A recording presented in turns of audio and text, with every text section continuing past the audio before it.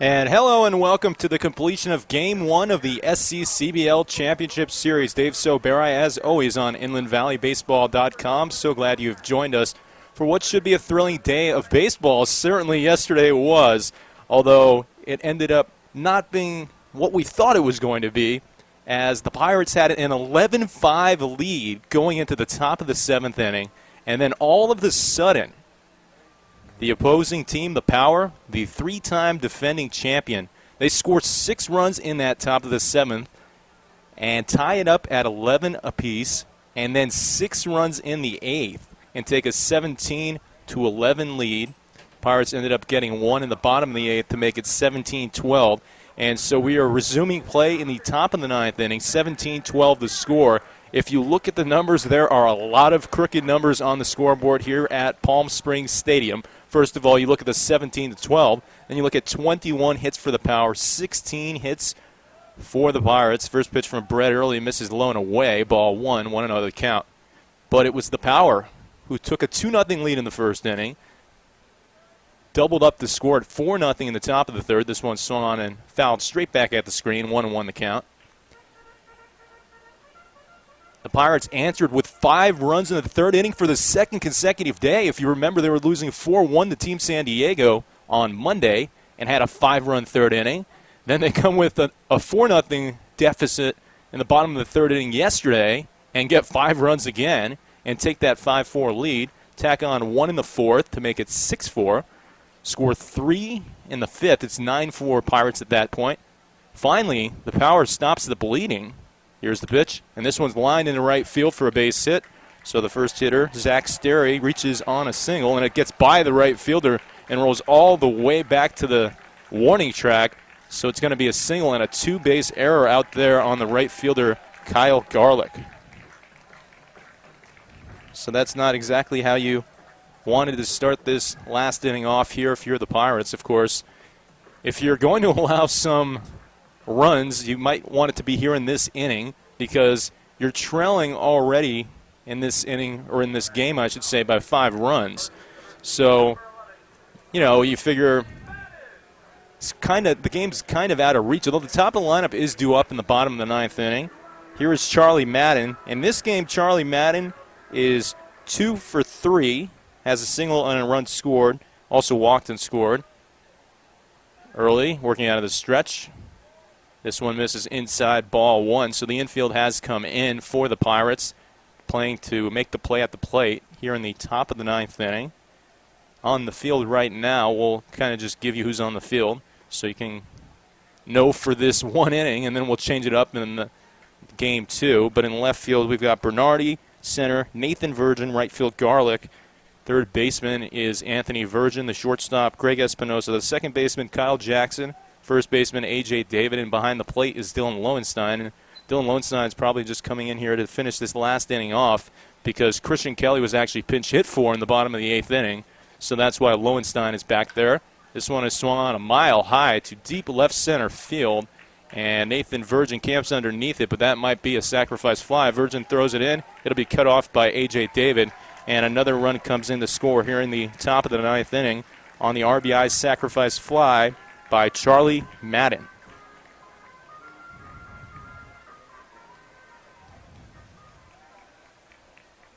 So that gives the Power a 6-run lead now, 18-12 the score. As we were talking about at the top of the broadcast, the Pirates at one point in this game, they had a 6-run lead. It was 11-5, and now they are trailing by 6, 22-16 in terms of hits, 18-12 in terms of the runs scored. And so that obviously is not the typical game that we've seen all season long out of the Inland Valley Pirates. First pitch called a strike on the outside corner to Danny Edgeworth. Second pitch misses low and away, ball 1. 1-1 the count here for Brett Early, 6'2", 205-pound right-handed pitcher from the University of Laverne. This one misses outside, 2-1 the count. So 2 balls, 1 strike, 1 out, top of the 9th inning. 18-12 is the score. Left-handed hitter, Danny Edgeworth at the plate. Number 9 hitter in the lineup, if you're wondering. This one misses low and away, ball 3. 3-1 the count, so hitter's pitch to come. In the game, Danny Edgeworth, he's got 2 hits, so he is 2 for 5 with an RBI and a run scored. This one misses inside for ball 4, 5-pitch walk drawn. Oh, it's actually called a strike at the last second, so it's a full count as Edgeworth kind of, I guess, counted his chickens before they were hatched and threw his bat towards the third base dugout. And umpires never like that. They never like it when you think it's a strike before they call it. And so often they seem to end up calling it a strike. Here comes the full count offering. Nice pitch on the outside corner, called strike 3. And so down goes Danny Edgeworth. That's the second out here in the 9th inning with the top of the lineup due up here for the Power. And Ryan Clark. Ryan Clark with 3 hits in this game, 3 for 6, 2 RBIs, and 3 runs scored. So this has been very challenging just getting out this number 30, the leadoff hitter for the Palm Springs Power. Of course, the Palm Springs Power have a ton of great hitters, and we saw that yesterday at Cal Poly Pomona.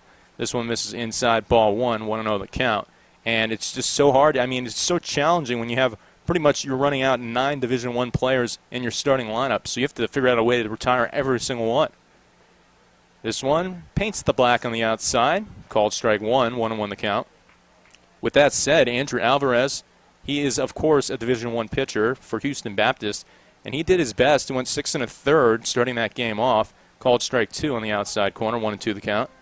And he left in position where his team was up by 5 runs. Even though he got hit around a little bit, he competed, to the highest playing a team like this.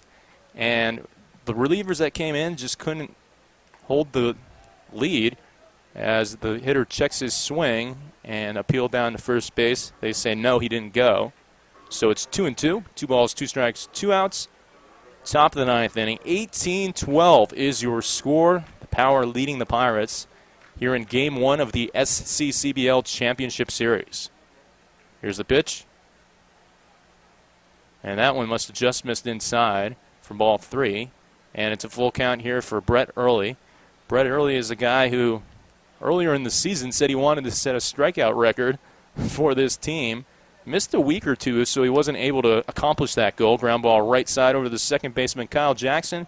He fields it cleanly and fires over to first base to retire the hitter Ryan Clark for the final out here in the top of the 9th inning.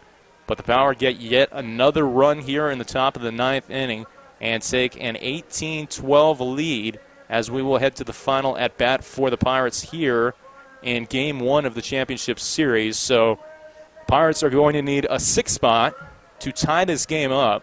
And we look at the scoreboard right now here in Palm Springs Stadium, and if you remember listening to it or looking at the story and recap last night on our website, inlandvalleybaseball.com, you would know that, well, the Power had 2 6 spots in the 7th and 8th inning. And so, really, we just need one more 6 spot, this time from the Pirates, to balance out the score. And if that happened, that would make this game even more wild. I mean, it's been so wild already, and one of the craziest games I've ever seen. Certainly one of the craziest games I've called, and I would say the craziest game I've called. We tried to quickly recap at the top of the broadcast just how many runs were scored and what innings there were, just to give you some kind of semblance of what exactly occurred yesterday if you weren't listening. But it was just incredible as both teams, they delivered their best punches, and both teams got up off the mat and responded. And, I mean, look, the Pirates, they were trailing 4-0 at one point, and they came back with 9 unanswered runs until, well, then the wheels kind of fell off the wagon for Inland Valley, and Palm Springs came back and scored 13 unanswered runs before the Pirates got that one in the 8th, and now the Power getting one again here in the top of the 9th. So 18-12 is a score. As we head to the bottom of the 9th of Game 1 of the Championship Series, it's Greg Espinosa that will lead off. So Pirates are in a good position right here in the lineup in general with the leadoff hitter up at the plate in the form of Greg Espinosa. Espinosa, talented right-handed hitter from Houston Baptist D1 school in the Southland Conference. One of 2 players on this team headed to Houston Baptist next season. Here's the pitch. Swung on and flied foul down the first base line. 0-1 the count. Well, at Palm Springs Stadium, certainly a little bit different than the atmosphere at Cal Poly Pomona. First of all, you have the lights. So obviously we are playing a night game. Here's the 0-1. Misses low, ball 1-1 the count. Secondly, you have misters going all throughout the stadium, keeping the fans cool here. And what has been really, really scorching hot temperatures. Saw it was 110 here earlier in the day. Not exactly sure what the temperature is right now, but I'm sure it's not too much lower than that. This one misses low and away, 2-1 the count. Leg kick, and here's the pitch. This one misses inside, ball 3. So this is something that we talked about when the Pirates fell behind 4-0, which seems like it might have been a week ago. We just talked about extending counts, seeing a lot more pitches, and trying to wear down a pitcher, and that's what Greg Espinosa does to the best. He takes this one inside, ball 4. So number 4 draws a 5-pitch walk and heads down to first base with the free pass. And here comes Kyle Jackson. Kyle Jackson, in this game, a couple doubles, 1 RBI and 1 run scored, so he's 2 for 5 in the game. Speaking of Greg Espinosa, who's now standing on first, I mean, it should not come as a surprise that he is on first base. .466 on-base percentage this season. First pitch to Jackson, catches the inside corner, called strike 1. 0-1 the count here to Kyle Jackson. Kyle Jackson hitting .304 on the season. Love to maybe increase that here. Start an epic Pirate rally in the 9th inning. Ground ball down to the left field line for a base hit. Rounding second base, it's Greg Espinosa, and he's headed to third. And Kyle Jackson will be in the second base for his third stand-up double of the game. So the Pirates, they have runners on second and third as Anthony Virgin steps up to the plate, the man who has been on fire with the bat as of late. He has just been spanking and crushing the baseball. In fact, he hit 2 home runs over the last week, or I should say, I guess really the last 8 days. Also had a couple doubles and 7 RBI for number 43. Anthony Virgin, of course, the older of the 2 Virgin brothers, swings and misses at the first offering, and it's 0-1. Well, Anthony Virgin will see his name in the All-Star roster when it comes out. He has been that type of player for the Pirates, batting in the number 3 spot in Game 1 of the championship series. On deck is Kyle Garlick, who hit a home run in this game. Fastball low and away, ball 1-1 the count. Well, could you imagine what would happen if somehow, some way, the Pirates, a scrappy team, just kind of clawed back into this game and somehow found a way to score 6 runs in this 9th inning? High fly ball down the right field line. Slicing foul, but it's playable out there for the right fielder, who will make the catch. So that'll be a sacrifice fly. Greg Espinosa comes in to score, and Kyle Jackson, he advances to third base as Anthony Virgin continues to lead the team on RBIs. That is now his 17th ribby of the season. Obviously the team high. Here's Kyle Garlick. Kyle Garlick, he's 1 for 5, but that one was a big one. When the Pirates were trailing 4-2, Kyle Garlick hit a big fly out of left field back at Cal Poly Pomona to give the Pirates a 5-4 lead. First pitch high and tight, ball 1-0 the count here to number 44, Kyle Garlick, the right-handed hitter from the University of Oregon. If you watch him, he has the kind of neon green yellow cleats. Swings and misses at this one, 1-1 the count. So sticks on the board, 1 ball, 1 strike, 1 out, and 1 run in for each team here in the bottom of the 9th inning. Also, there's 1 out in the inning on the sacrifice fly by Anthony Virgin. The score now 18-13. Here's the pitch. Swung on and missed. Off-speed pitch, 1-2 the count. Kyle Garlick well out in front of it. Well, the reason Kyle Garlick decided to transfer to Cal Poly Pomona for his senior year, and he is one of 8 Broncos on this team, is because he wanted to be close to his mother, who was diagnosed with cancer. So that tells you the kind of character he has to be, thinking family first. High fly ball in the infield, called for by the second baseman Zimmerman, who makes the grab for the second out here in the bottom of the 9th inning. So the Pirates are down to their final out here in the bottom of the 9th with Johnny Reynoso at the plate. Johnny Reynoso, well, he has had a very, very good game. 4 for 5, a couple runs scored, and a stolen base. In fact, he actually had hits in his first 4 at-bats before finally flying out to the shortstop in his last at-bat. But he comes in 4 for 5 in this game. Swings at the first pitch he sees, drives it up the middle, making a sliding catch as the shortstop, and he will throw it to first and retire Reynoso. So a nice sliding play by Burcham to retire Johnny, and that will do it for Game 1 here in the championship series. 6-3 on that out right there. The final score, 18-13. 18-13 the final score. Power defeat the Pirates. So the Power finished with 18 runs on 22 hits, 3 errors. Pirates, 13 runs, 17 hits, and 3 errors.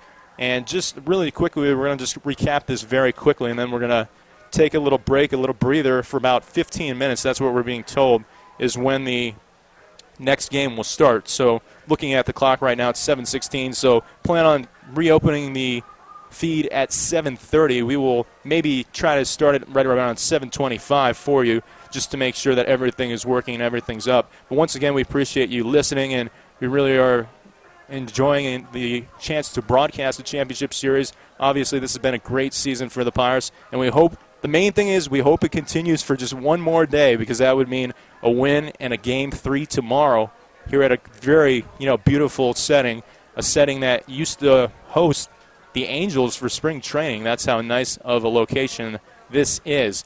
But the Pirates do fall 18-13. We were talking about it at the top of the broadcast. It was a 4-0 game.